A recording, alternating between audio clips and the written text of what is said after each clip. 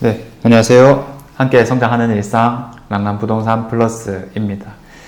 다시 좀 비가 추적추적 내리기 시작했습니다.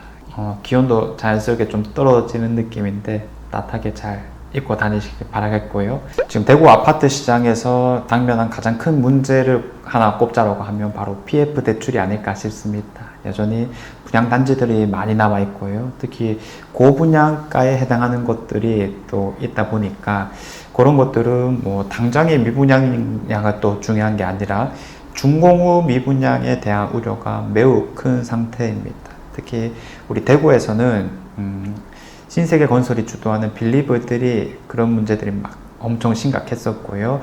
제가 뭐 최근에 영상을 올렸던 것도 그 중에서 빌리브 헤리티지가 뭐 대형 고급 아파트 분양이 너무 안 되고 있으니까 또 공매에 나오기도 하였습니다. 그래서 이런 뭐 공매 물건을 봤을 때도 뭐 1회차부터 시작해서 5회차 정도까지 남아 있는 상황이지만 그 최저가까지 떨어진다 하더라도 사실 그렇게 매력적이진 않기 때문에 지금의 문제가 빠르게 해결될 거라고 보여지진 않는다라고 정리를 하기도 했었습니다.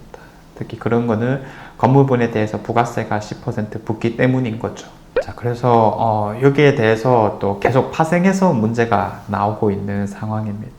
그러면 한 140개 정도 되는 전체 세대수 중에 공매 물건은 120개 정도가 나왔었단 말이죠. 그럼 나머지 한 25개 정도 그러면 분양을 받은 사람들은 어떻게 되는 것이냐라고 했었을 때, 그 분양 받은 분들도 이제는 좀 어려움에 직면하게 되었습니다. 그래서 우리가 이제 이런 준공후 미분양에 대해서 그리고 계약을 맺을 때 정말 좀 조심해야 된다라는 것을 잘 보여주는 사례가 아닐까 싶은데요. 그 기사 내용을 먼저 한번 살펴보겠습니다. PF 사태로 공매가 진행되었던 대구 빌리브 헤리티지의 수분양자들이 25억 원 상당의 손해배상 집단 소송을 걸었다고 합니다. 그래서 현재 공매가 진행 중이지만 1차는 전부 유찰이 되었고요. 분양받아갈 가능성은 좀 작다라고 보여집니다. 그래서 이 헤리티지가 1,400억대 PF 대출 만기 연장에 실패하면서 이 공매를 진행하게 되었었고요. 이때 이제 25명이 소송을 제기했는데 교보자산 신탁과 시행사인 그라운드 D 홀딩스를 상대로 25억 원의 손해배상 청구를 소송했고요. 이거는 공매 진행 상황에 따라서 손해배상 규모가 더 커질 가능성이 매우 높은 상황입니다. 자, 그래서 작년 8월부터 후분양 아파트로서 입주가 진행되었는데 당시에 뭐 사전 점검 영상이라든지 이런 게 참 고급스럽게 잘 나왔구나 뭐 이런 생각이 들기도 했었습니다. 실제로 지금까지 이제 계약을 맺고 입주를 한 사람들은 어떤 조건을 걸었냐면 계약 이후 매매 대금이 낮아지는 경우 매매 대금을 소급 적용하여서 그에 상당하는 액수를 반환하는 안심보장제를 특약사항으로 요구하였었고 실제로 공급계약서에 이 같은 내용을 기재하였습니다. 그래서 이 소급 적용이라는 표현이 참 중요할 텐데요. 혹시나 이후에 할인 분양을 진행한다 하더라도 그걸 똑같이 적용받을 수 있도록 하겠다라는 내용이었습니다.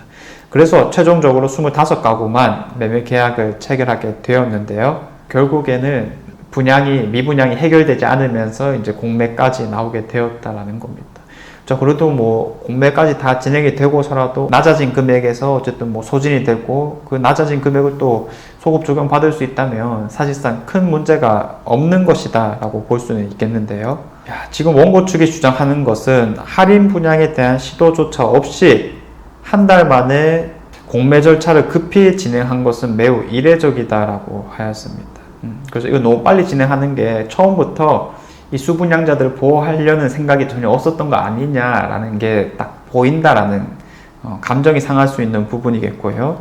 특히 이제 중요한 부분이 이 공매라고 하는 절차가 일반 분양 계약의 성격으로 볼 수 있는지가 핵심입니다. 무슨 뜻이냐면 뭐 원고 이 수분양자들의 입장에서야 뭐 공매를 통해서 매각을 한다 하더라도 가격이 떨어지면 우리도 그대로 적용받아야 된다라고 하는 입장이지만 사실 요거를 법적인 해석을 좀 다르게 해서 그 신탁 측 입장에서는 이런 공매 절차는 일반 분양 계약이 아니기 때문에 그 특약 사항은 아무 효력이 없다라고 얘기를 합니다. 자, 그래서 분양 가격 조건의 변경에 해당되지 않기 때문에 손해배상 의무가 없다는 입장이거든요. 야, 이거 참 말 바꾸기 나름이다, 그렇죠?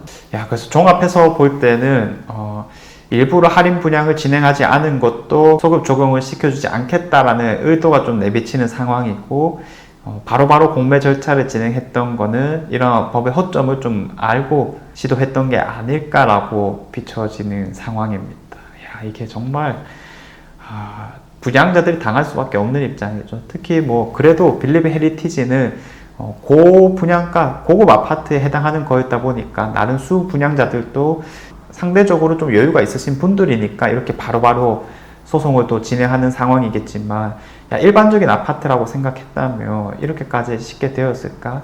정말 낭패를 보는 상황이 심각했을 거다라고 생각이 듭니다. 이런 것들 교훈 삼아서 우리가 낼 수 있는 결론은 뭐냐면은 정말 조심해야 된다. 준공업 미분양에 대해서는 특히 이런 특약사항에 대한 것들도 이게 바로 또 결론이 나올 수 있는 게 아니잖아요. 계속 또 재심 가고 이렇게 할 거니까 뭔가 확정적인 판결문이 나올 때까지는 시도해 보기가 어렵고, 또한 특약사항을 아무리 내가 잘 대비했다 하더라도 결국 허점이란 것은 있을 수밖에 없으니까 웬만해서는 참 시도를 하지 않는 게 좋겠다라고도 우리가 안정적인 대책을 세워볼 수 있을 것 같습니다. 그래서 이 빌리브 헤리티지 뿐만 아니라 지금과 같은 비슷한 일이 또 하나 있었죠. 수성구 CG에 이 CG 라운 프라이빗이었습니다. 이것도 이슈가 되면서 제가 유튜브를 한번 다뤘던 적이 있는데요. 작년이었죠. 기존에 수 분양자들이 있었고 그 뒤에 할인 분양을 하다 보니까 그 할인된 내용을 또 소급 적용해달라는 특약사항이 계약서에 있었습니다. 분명하게 있었고, 그 뒤에 이제 할인 분양을 진행했을 때 확실하게 해주겠다 이런 표현을 안 했다 보니까 분양받은 분들이 입구를 막고 시비를 했던 케이스도 있었거든요. 그런 거에 지금에서 보면은 이미 좀 해결됐을 수도 있고요. 아니면 충분히 해결될 수 있는 상황이다라고 보여지지만, 이 말바꾸기라고 하는 게 참 쉽게 이루어지는 상황이고, 결국 피해자는 분양을 받은 사람일 수밖에 없다라는 것을 잘 보여주고 있습니다. 그래서 우리가 참 여기서 중요하게 봐야 될 것이 눈치가 빠르게 볼 수밖에 없다는 건데, 뭔가 선행해서 어떤 행동을 하는 것보다는 이제 눈치 좀 잘 봐가면서 이 미분양들이 좀 잘 해소될 것 같다라고 하면은 빠르게 행동해 볼 수 있겠고, 아직까지 반응이 별로 없다면 조금 기다리는 식으로 행동을 해야 될 건데, 이런 게 좀 모호할 수밖에 없잖아요. 특히 일반인 분들의 입장에서라면 저는 가격대가 가장 중요한 역할을 할 것 같습니다. 그래서 6억이라는 가격대가 참 중요한 지표가 될 것 같은데, 이 준공업 미분양에 대해서 세금적 혜택을 주는 게 바로 6억 이하의 아파트였습니다. 자, 그래서 우리가 만약에 미분양이 좀 많다 하더라도 6억 이하라면 그래도 좀 안정적으로 접근할 수 있는 금액대가 아닐까라고 보여지는 상황이고요. 6억이 넘어간다면 이건 할인 분양을 할까 말까부터 시작해서 참 두려운 상황일 겁니다.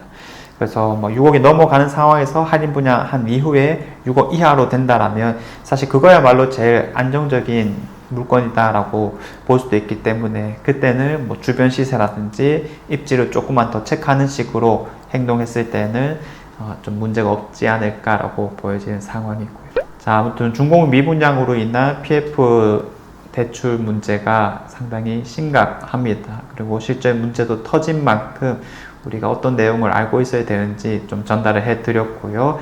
내 집이 필요하신 분들은 당연히 급할 건 없는 시기이기 때문에 좀 더 여유롭게 그리고 많이 알아보면서 진행하면 좋지 않을까 싶습니다. 중요한 내용이 나올 때마다 잘 정리해서 전달해 드리도록 하겠습니다.